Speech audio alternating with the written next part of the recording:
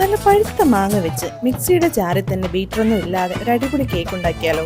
അതിനായി 2 മാങ്ങ, ഒരെണ്ണം ചെറുതായി കട്ട് ചെയ്തതും ഒരെണ്ണം മിക്സിയിൽ അടിച്ചെടുത്തും മാറ്റി വെച്ചിട്ടുണ്ട്. ഇനി ഒരു മിക്സിയുടെ ജാറിലോട്ട് 75 ഗ്രാം ബട്ടറും 1/2 കപ്പ് പഞ്ചസാരയും ഇട്ട് ഒന്ന് അടിച്ചെടുക്കുന്നുണ്ട്.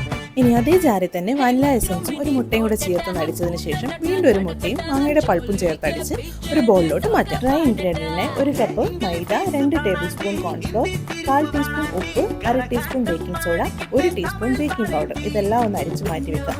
ഇനി ആദ്യം മാറ്റി വെച്ച മിക്സിലോട്ട് ഡ്രൈ ഇൻഗ്രീഡിയന്റ് കുറച്ചായി ഇട്ട് നല്ലപോലെ മിക്സ് ചെയ്തെടുക്കാം.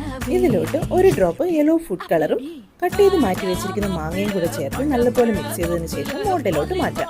ടോപ്പിംഗ് കൂടെ ഇട്ടതിന് ശേഷം 10 മിനിറ്റ് പ്രീ ഹീറ്റ് ചെയ്ത 180 ഡിഗ്രിയുള്ള ഓവനിലോട്ട് ഒരു 50 മിനിറ്റ് ബേക്ക് ചെയ്തെടുക്കുമ്പോഴേക്കും നമ്മുടെ കേക്ക് ഇവിടെ റെഡിയായി വന്നിട്ടുണ്ട്.